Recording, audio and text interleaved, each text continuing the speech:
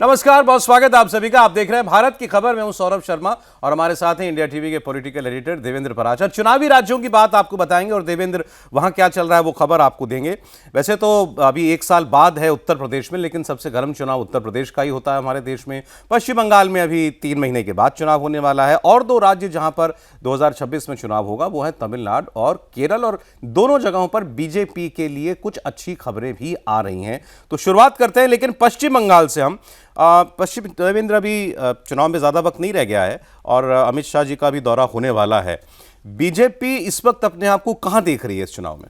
अमित शाह के दौरे से स्टार्ट कर सौरभ, तो 29 और 30 को जब वो जाने वाले हैं तो पहले कोर ग्रुप की बैठक करेंगे बंगाल बीजेपी कोर ग्रुप के साथ। दूसरा कार्यकर्ताओं का सम्मेलन, आरएसएस दफ्तर में जाएंगे क्योंकि आरएसएस का बहुत अहम रोल रहने वाला है इस चुनाव में। फिर सांसद और जो विधायक हैं बीजेपपी के, उनके साथ बैठेंगे। बीजेपी की स्ट्रेटजी ये है, अभी जो बीजेपी ने अपने 294 सीटों में से जो सीटों को चिन्हित कर रखा है उनमें बीजेपी 162 ऐसी सीटों को चिन्हित कर चुकी है जिन पे वो मान के चल रही है कि इस पे तो वो जीतेंगे ही जीतेंगे। मतलब हर हाल में शॉर्ट विक्ट्री वाली जो सीटें हैं वो 162 मान रही है। इसके अलावा 40 से 50 सीटें ऐसी हैं जहाँ पे नज़दीकी मुकाबला वाली सीट बीजेपी मान रही है, मतलब क्लोज फाइट, इधर वे कहीं जा सकता है या थोड़ा पीछे हैं तो उसको हम जीत में कन्वर्ट कर सकते हैं। तो 200 से 210 सीटें ऐसी हैं जहाँ पर बीजेपी अपनी पूरी ताकत लगा रही है। इसके अलावा कई सीटें ऐसी हैं जहां पर बीजेपी अपने कम संसाधन, कम चीज़ें खर्च करेंगी, कम वर्कफोर्स लगाएगी, अपने नेताओं के दौरे कम करेगी, जहां पे उसको पता है कि यहां पे बहुत कुछ करने की गुंजाइश नहीं है। तो मतलब पूरी स्ट्रेटजी के साथ उन सीटों पे आप मेहनत करें जिसको सीधे सीधे जीत में कन्वर्ट कर लें। उस लिहाज से लगभग 200-210 सीटें, जिनमें 162 पे तो बीजेपी मान के चल रही है कि जीतना ही है। इसका मतलब तो ये हुआ कि बीजेपी मान रही है कि हम चुनाव जीतना है, क्योंकि बंगाल में चुनाव जीतने के लिए आपको 148 सीटें चाहिए। देवेंद्र कह रहे हैं कि एक कैटेगरी वाली बीजेपी की एक कैटेगरी वो होती है जो वो मानकर चलती है कि हम जीतेंगे ही, वो 162 है। मतलब वो इस वक्त बीजेपी के अंदर ये बिलीफ है कि हम जीत रहे हैं। हाँ, बीजेपी ने अपनी पूरी ताकत इस पर लगा रखी है। वो ये मान के चल रहे हैं कि बंगाल तो इस बार हमें जीतना ही जीतना है। और इस बार के नेताओं को भी देख लें तो एक तो गृहमंत्री अमित शाह, जो मुख्य बंगाल की जिम्मेदारी है वो गृहमंत्री अमित शाह ने अपने ऊपर ले रखी है और पूरी स्ट्रेटजी, पूरे चुनाव के सब कुछ उनके इर्द गिर्द ही होना है। लगातार उनके दौरे भी होंगे, हर महीने में कई दौरे होंगे। दूसरा, उनके बाद के नेताओं की अगर बात करें तो भूपेंद्र यादव जो कि केंद्रीय मंत्री हैं, वहाँ पे चुनाव प्रभारी हैं। भूपेंद्र यादव के ट्रैक रिकॉर्ड की अपने सौरभ बात कर लें तो एक बिहार में जब वो प्रभारी थे तो वहाँ पे सिर्फ हार मिली थी बीजेपी को। इसके अलावा संगठन और चुनाव प्रभारी जहाँ जहाँ हो रहे हैं पार्टी को चमत्कारी जीत मिली है। चाहे गुजरात की बात कर लें, मध्य प्रदेश की बात कर लें, महाराष्ट्र की बात करें, कई सारे चुनाव में उनको जिम्मेदारी दी गई है। सुनील बंसल को जिम्मेदारी दी गई है और स्थानीय स्तर पर शुभेंदु अधिकारी। जो 3 पिलर वहाँ पे कह सकते हैं आप, उसमें भूपेंद्र यादव, सुनील बंसल और शुभेंदु अधिकारी और गृह मंत्री अमित शाह के पूरी रणनीति के तहत, पूरी देखरेख के तहत एक तरह से इस चुनाव अभियान को सबसे बड़ा मुद्दा जो बीजेपी को इस बार ये कॉन्फिडेंस दे रहा है वो क्या? एसआईआर ने बीजेपी को बहुत ज़्यादा इस रूप में कॉन्फिडेंस दे रखा है, क्योंकि बीजेपी को ऐसा लगता है कि पहली बार तो जो इनोमिनेशन फॉर्म जमा हुए उसमें जो वोटर कटे, अब जब वेरिफिकेशन होगा और इसमें जो अवैध घुसपैठिए थे जिन्होंने जैसे तैसे कागजात बनवा लिए हैं, जिसमें पिता और पुत्र के बीच उम्र का फासला सिर्फ 10 साल का है, मतलब 10 साल में जब वो थे पिता तो पुत्र पैदा हो गए थे। कई में ऐसे हैं जिसमें पिता और पुत्र के बीच में 50 साल का एज का फैसला है। तो इस तरह में जो चीज़ें हैं, बहुत सारा उसमें विसंगतियां हैं और आनन फानन में पश्चिम बंगाल की सरकार ने डोमिसाइल बनवाई, ये आरोप लगता है।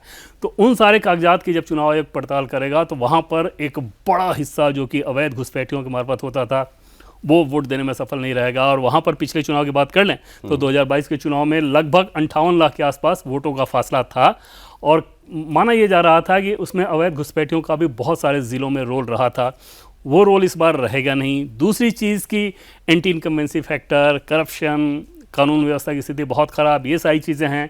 बांग्लादेश में जो कुछ हो रहा है उसका असर बंगाल पे है ही। और वहाँ पर बीजेपी एक स्ट्रेटजी के तहत, बीजेपी नेताओं के आप चुनाव के दरमियान भी देखेंगे कि अभी ये स्ट्रेटजी बनी है कि बहुत आक्रामक बात नहीं करना है, मतलब पोलराइज करने की अतिरिक्त आवश्यकता नहीं, वैसे इशूज़ को उठाने की ज़रूरत नहीं, क्योंकि बांग्लादेश में जो कुछ हुआ उसका असर, बांग्लादेश में जो हिंसा हो रही है हिंदुओं के खिलाफ, जो बंगाल से घुसपैठिए भागते हुए दिखाई दिए कैमरे पर, ये सब कुछ लोग देख ही रहे हैं, सब लोग देख रहे हैं वहाँ पे। और करना सिर्फ ये था कि बीजेपी हर बूथ पे अपने वर्कर्स को खड़ा कर दे। 1 लाख के आसपास वहाँ पे बूथ हैं।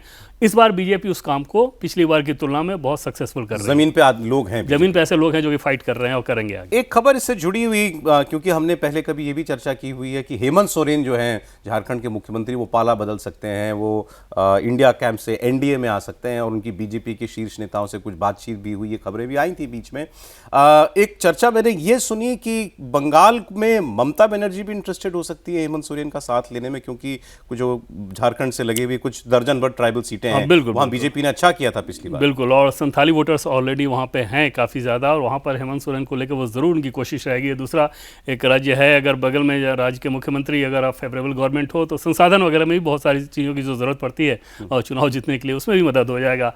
बीजेपी और जेएमएम की अगर बात कर लें सौरभ, तो वो अभी होता नज़र नहीं आ रहा है, उसमें बीजेपी के भीतर ही विरोध है और बीजेपी अभी उस काम को करती नज़र नहीं आ रही है। तो ऐसे में ममता बनर्जी की ज़रूर ये कोशिश है कि हेमंत सोरेन को अपने साथ लें और वहाँ पर उस काम को वो कर सकें, क्योंकि ममता बनर्जी को भी बखूबी एहसास है कि इस बार का चुनाव उनके लिए बहुत डिफिकल्ट होने जा रहा है। जो उनकी ताकत है वो है बंगाली प्राइड और सड़क पे उतरने की क्षमता, जो संघर्ष करने की जो क्षमता। 2026 का बंगाल का चुनाव ममता बनर्जी के जीवन का सबसे मुश्किल चुनाव होगा अब तक। इसमें कोई दो राय नहीं कि इस बार का चुनाव, मुझे लगता है कि सबसे ज़्यादा उनको ही इस बात का एहसास है कि इस बार का चुनाव बहुत डिफिकल्ट होगा। और एक कॉन्स्पिरेसी थ्योरी चलती है, हकीकत नहीं पता, लेकिन माइनॉरिटी वोट में अगर उनसे छिटक रहा है, क्योंकि माइनॉरिटी को भी ये मान लिया जाए कि वो सिर्फ धर्म के आधार पर वोट देते हैं, तो ऐसा नहीं है। एंटी इनकम्बेंसी फैक्टर वहाँ भी हावी होता है, अगर सरकार से वो असंतुष्ट हो तो वो कांग्रेस या लेफ्ट की तरफ ना चले जाएँ, जहाँ पे मुर्शिदाबाद, मालदा जैसे ज़िलों में दिक्कत हो सकती है। तो उसके चलते हुमायूं कबीर जैसे नेता को आगे बढ़ाया जा रहा है। और इस कॉन्स्पिरेसी थ्योरी के पीछे जो परिस्थितियां हैं वो उस थ्योरी को थोड़ा सा और मजबूती दे रही हैं कि बंगाल जैसे राज्य में जहां बीजेपी जैसी पार्टी को पॉलिटिक्स करना इतना मुश्किल होता है, वहां हुमायूं कबीर इतनी आसानी से कैसे पॉलिटिक्स कर रहे हैं, पुलिस इतना फ्री कैसे उनको पॉलिटिक्स करने दे रही है। ये कॉन्स्पिरेसी थ्योरी चलती ही है कि हुमायूं कबीर जब पार्टी में थे तब तो ममता के आदमी थे ही, अब नई पार्टी बना ली है तो भी वो ममता के ही आदमी हैं। ये पश्चिम बंगाल की बात हुई। अब दूसरे बड़े राज्य उत्तर प्रदेश की बात कर लेते हैं, जहां सबसे बड़ी कंट्रोवर्सी हुई जब ब्राह्मण विधायकों ने बीजेपी के एक अलग अपनी एक चाय पार्टी करी, या कुछ भी कहिए, एक मीटिंग करी, और उसके बाद बीजेपी के प्रदेश अध्यक्ष ने लगभग फटकार लगाते हुए एक संदेश जारी किया कि यह बर्दाश्त नहीं किया जाएगा पार्टी में, और अगर ऐसे अलग अलग जाति के नेता या जनप्रतिनिधि मिलेंगे तो इसको अनुशासनहीनता माना जाएगा।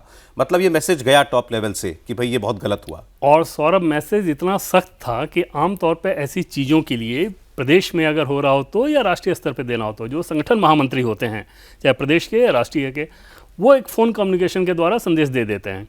यहाँ पर भी यूपी में जो संगठन महामंत्री हैं धर्मपाल, उन्होंने बाकायदा इन नेताओं को जो कि एक्सिस थे इस कार्यक्रम को करने के, उनको पहले फ़ोन किया, उनको एक तरह से फटकार लगाई, फिर बाकी नेताओं को बताया। इतना सबके बावजूद अगर प्रदेश अध्यक्ष स्टेटमेंट जारी करके इतने कड़े शब्दों में हिदायत दे रहे हैं तो समझा जा सकता है कि पार्टी के शीर्ष नेतृत्व ने भी उसे कितनी गंभीरता से लिया है कि इस तरह की टेंडेंसी। और उसके पीछे सबसे ज़्यादा वजह ये थी, मसला ये नहीं था कि आप इतने लोग इकट्ठा होकर आप वहाँ पर भोजन करने लगे, लिट्टी चोखा, उसमें दिक्कत नहीं थी। किसी पार्टिकुलर कास्ट के लोग भी बैठ रहे हैं, उसमें भी कोई खास दिक्कत नहीं थी। उसको जिस तरीके से प्रचारित किया गया, उसके पिक्चर को बाहर किया जाना, जितने सिग्नेचर किए गए उन सिग्नेचर को बाहर किया जाना, फिर अगले दिन बयान देना और ये कहना कि जनवरी में हम फिर से बैठने जा रहे हैं, ब्राह्मणों की अनदेखी हो रही है और अनदेखी हो रही है, इस तरह की बात को कहना। तो वहाँ पर बीजेपी के टॉप लीडरशिप को एकदम से ये समझ में आया कि अगर इस तरह की चीज़ें चली तो फिर तो हाथ से ब्यास होगा और अपोजिशन को आप मौका देंगे उस नैरेटिव को आगे बढ़ने का।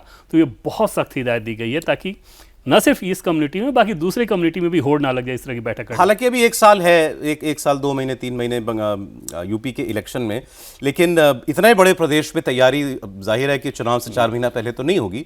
अभी बीजेपी बनाम सपा, ये कॉन्टेस्ट कैसा दिखता है उत्तर प्रदेश में? सौरभ, इसमें कोई दो राय नहीं। जैसे समय के आप 2027 की बात कर लें, लेकिन बीजेपी के हिसाब से पुल अप योर शॉक्स उस वाले मोड में बीजेपी नजर आ रही है, क्योंकि 403 विधानसभा सीटें, इतना बड़ा राज्य और इतना महत्वपूर्ण राज्य जहाँ से प्रधानमंत्री खुद वहाँ पे सांसद बन के आते हैं, और पिछले लोकसभा चुनाव में पार्टी अच्छा नहीं कर पाई।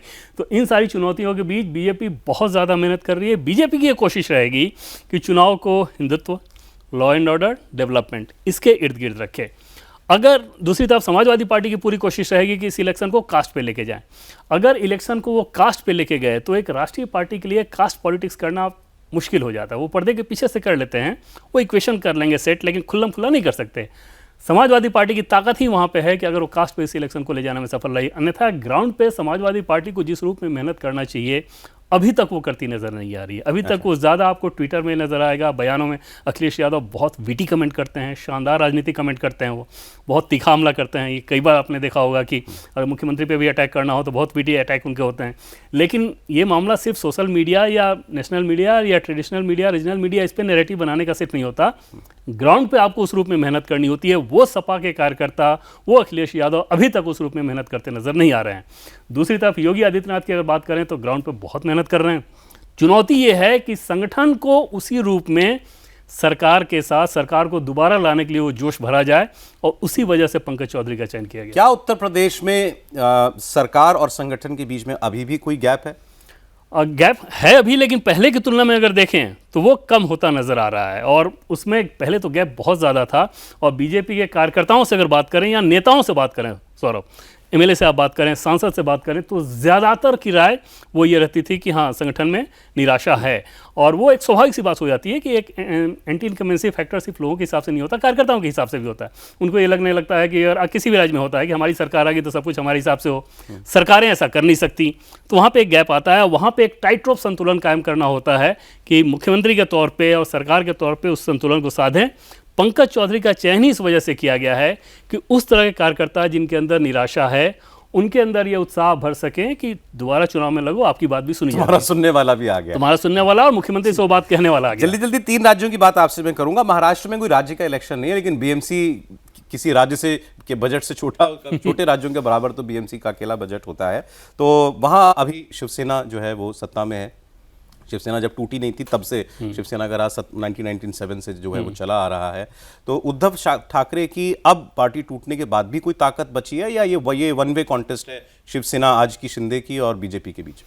नहीं, मुंबई में तो बीजेपी शिंदे एक साथ अगर रहेंगे तो वहाँ पर उद्धव ठाकरे के शिवसेना के लिहाज से अगर बात करें तो बहुत डिफिकल्ट चुनौती है उनके सामने। और जो अभी तक संकेत नज़र आ रहे हैं शिंदे और बीजेपी के बीच, शिंदे वाली शिवसेना और बीजेपी के बीच, और जो सीटों का फॉर्मूला होगा सौरभ, उसमें लगभग फाइनल टच उसको दिया जा रहा है। 140 के आसपास बीजेपी चुनाव लड़ेगी और 87 से 90 की, मतलब इसी विर्द में 140 से बीजेपी कम हुई तो इधर 87 से बढ़ जाएगा, तो 87 to 90 इनका रहना है और 140 के अराउंड में उनका रहना है। मतलब 140 अगर बीजेपी लड़ी तो 87 शिंदे लड़ेंगे, अगर 140 से बीजेपी 1-2 कम आई तो शिंदे का 1-2 जो भी हो, ये फॉर्मूला रहेगा। लड़ साथ में रहे हैं, 100% लड़ साथ में रहे हैं और बहुत कोऑर्डिनेशन के साथ लड़ रहे हैं। अब ताकत की अगर बात कर लें तो सौरभ 2-3 फैक्ट्स के आधार पर अगर आप समझें, जैसे उद्धव ठाकरे के पास पिछली बार जो कॉर्पोरेटर थे जो चुन के आए थे 84, उन 84 में से 62 ऐसे हैं जो कि ऑलरेडी शिंदे के साथ आ चुके हैं। अब आप सोचिए कि जो जीते हुए कैंडिडेट हैं अगर वो इधर आ रहे हैं और लोकलाइज इलेक्शन होता है। दूसरी चीज़ कि क्योंकि 2022 के बाद एडमिनिस्ट्रेटर के मार्फत बीएमसी चल रहा है, चुनाव हुआ नहीं, तो वहाँ पर सरकार के पास फंड था उन कॉर्पोरेटर्स को फंड देने का, ताकि वो इलाके में डेवलपमेंट कार्य का श्रेय अपने पास ले सकें, तो जाहिर तौर पे अपने लोगों को मिलता है।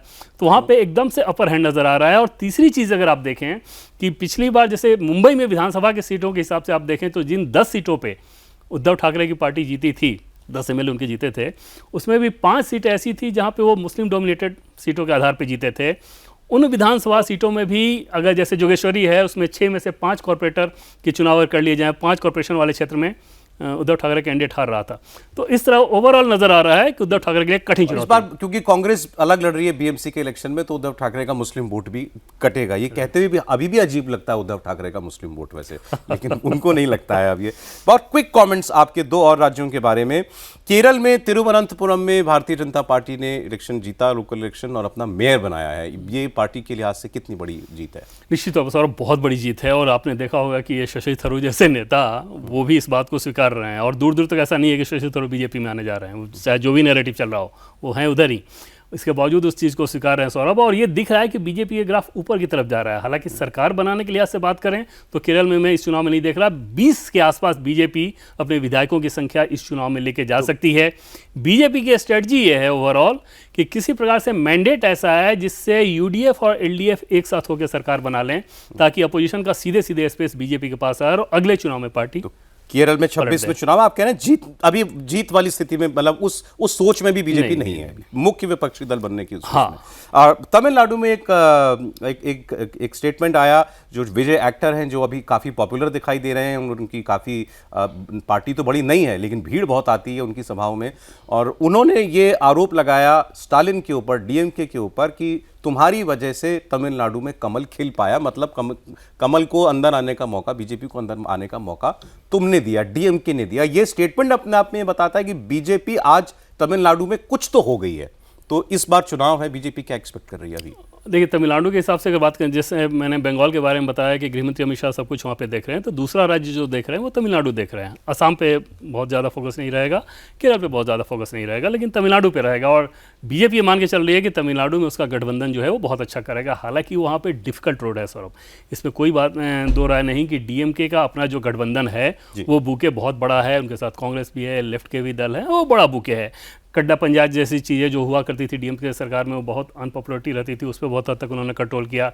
करप्शन के आरोप लगे लेकिन अपेक्षाकृत कम लगे हैं। तो तमिलनाडु में एक डिफिकल्ट मुकाबला है। अलायंस में जीतेगी आप कह रहे हैं, मतलब एआईएडीएमके अगर विजय इधर आ गए एआईएडीएमके बीजेपी के साथ, जो कि अभी तक नजर नहीं आ रहा है, अगर आ गए तो फिर डीएमके के लिए बहुत मुसीबत होगी, क्योंकि 8 से 10% वोट बताया जा रहा है ग्राउंड पे कि विजय के साथ रहेगा, जिसमें महिला और यूथ होंगे। अब इसमें सौरभ एक चीज़ देखिए कि अगर विजय अलग रहते हैं तो डीएमके के लिए फ़ायदा इस लिहाज से होगा कि महिलाएं अपेक्षाकृत एआईएडीएमके के ट्रेडिशनल वोटर मानी जाती हैं, और यूथ डेवलपमेंट फैक्टर के चलते, नरेंद्र मोदी के चलते बीजेपी के पक्ष में। तो ये वोट अगर वो अलग कट जाता है, हाँ, तो फिर डीएमके को फायदा हो जाएगा। अगर एआईएडीएमके गठबंधन में वो आ जा रहे हैं तो फिर डीएमके के लिए मुश्किल है। बीजेपी अभी किस लेवल की प्लेयर है तमिलनाडु में? उत्तर प्रदेश में कांग्रेस जितनी या नहीं, उससे आगे, उससे ज्यादा, उससे आगे। लेकिन इसमें भी कोई दो राय नहीं कि जिस प्रकार से अन्नामलाई चाह रहे थे कि बीजेपी सिर्फ अपने दम पे उस अभियान को आगे बढ़ाए, बीजेपी ने वहां पे गठबंधन के तहत वो जाना बेहतर समझा, और वो मुझे लगता है कि रियलिटी भी है। तमिलनाडु में मुश्किल है। देवेंद्र, बहुत शुक्रिया आपका। भारत की खबर में सारे चुनावी राज्यों की अंदर की खबर आपने जानी। आज इतना ही।